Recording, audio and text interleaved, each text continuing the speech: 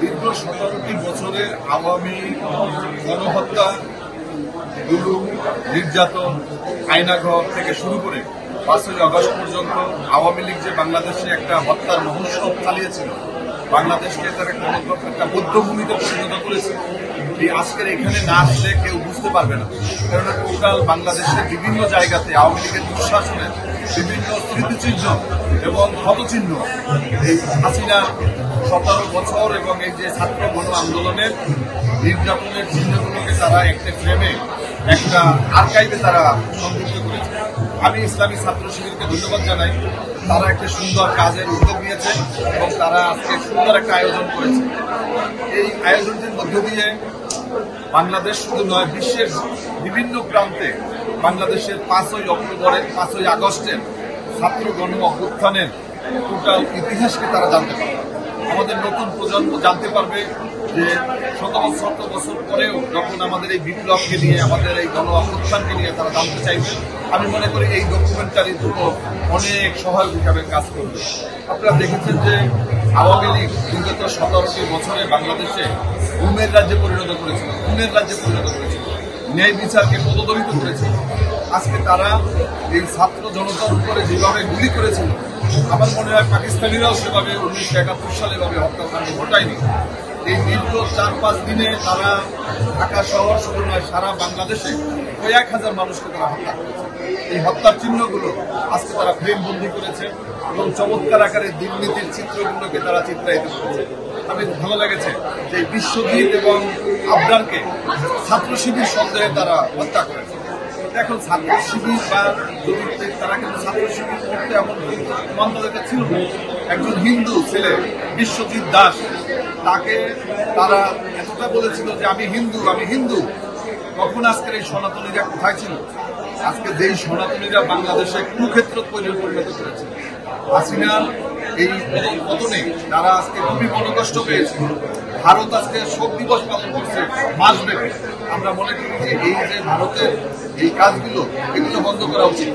আমরা বাধ্য হব ভারতকে বর্জনের জন্য। আমরা বিভিন্ন সময় আমরা পণ্য বর্জনের আন্দোলন করেছি। আমরা এখন মনে করি যে বাংলাদেশের মানুষ ভারত বর্জন আন্দোলনে যাবে।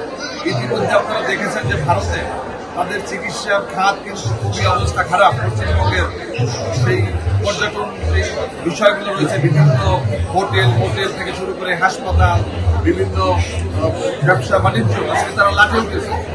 এভাবে চলতে পারে না। একটা ভারত আমাদের হত্যার সাথে জড়িত, গণহত্যার সাথে জড়িত, পিলখানা হত্যাকাণ্ডের সাথে জড়িত, বাংলাদেশের সমস্ত অপকর্মের সাথে। আওয়ামী লীগ যেমন দোষী, একইভাবে ভারতও সমানভাবে দোষী, জাতীয় পার্টি সমানভাবে দোষী। জাতীয় পার্টির সহযোগী ছিল ভারত, এখানে পৃষ্ঠপোষকতা করেছে, আওয়ামী লীগ এখানে গণহত্যা চালিয়েছে। আচ্ছা ভাই, আমার আরেকটি প্রশ্ন ছিল, সেটা হলো যে শিবিরকে আমরা দেখেছি যে গত 15 বছর খুবই নেতিবাচক ভাবে তুলে ধরা হচ্ছে। এখন অনেকেই এটাকে আসলে এক ধরনের ষড়যন্ত্র বলছে। আপনি একজন রাজনীতিবিদ হিসাবে কিভাবে দেখছেন? দেখুন, আমার রাজনীতির হাতে খড়ি একটি বাম সংগঠন থেকে। আমি কখনো ইসলামী ছাত্র শিবিরের সাথে সংশ্লিষ্ট ছিলাম, কিন্তু ইসলামী ছাত্র শিবির কোথাও একটি বিলেট সহ ধরা পড়েছে তা কিন্তু আমি কখনো দেখিনি। একটা আদর্শবাদী সংগঠন হিসাবে ছাত্র শিবিরকে চেপে রাখার জন্য, ছাত্র শিবিরকে রাজনৈতিকভাবে স্পেস না দেওয়ার জন্য বাংলাদেশে শুধুমাত্র বামপন্থী সংগঠন শুধুই নয়, আরো অনেক সংগঠন রয়েছে যারা চায় না যে সিভিক বাংলাদেশে তারা কাজ করবে, তারা এখানে তাদের আদর্শবাদী একটি সমাজ প্রতিষ্ঠার জন্য এগিয়ে যাবে। কিন্তু জানেন যে চোখকে আটকিয়ে রাখলে কিন্তু বন্যা বন্ধ হয় না, বিপদ কেটে যায় না। আজকে ইসলামী ছাত্র শিবির বাংলাদেশে একটি সুসংগঠিত সংগঠন।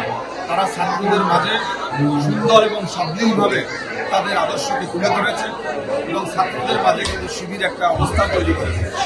এগুলোকে নেতিবাচক বিষয় আমি মনে করি না দেখে বাংলাদেশের অন্যান্য যে সমস্ত প্রগতিশীল ছাত্র সংগঠন রয়েছে, তাদের উচিত তাদের সহ অবস্থান সৃষ্টি করে কিভাবে আমরা একটা সুন্দর সমাজ প্রতিষ্ঠা করতে পারি, এই জন্য শিবিরকে সাথে নিয়ে এবং ইসলামী ছাত্র শিবির, ছাত্র মিশন, জাতীয়তাবাদী ছাত্র দল সহ সকল ছাত্র সংগঠনকে ছাত্র সমাজের ন্যায়সঙ্গত দাবি নিয়ে এবং সন্ত্রাস নৈরাজ্যমুক্ত একটা শিক্ষাক্রম প্রতিষ্ঠার জন্য আমি মনে করি ঐক্যবদ্ধভাবে তাদের কাজ করা উচিত।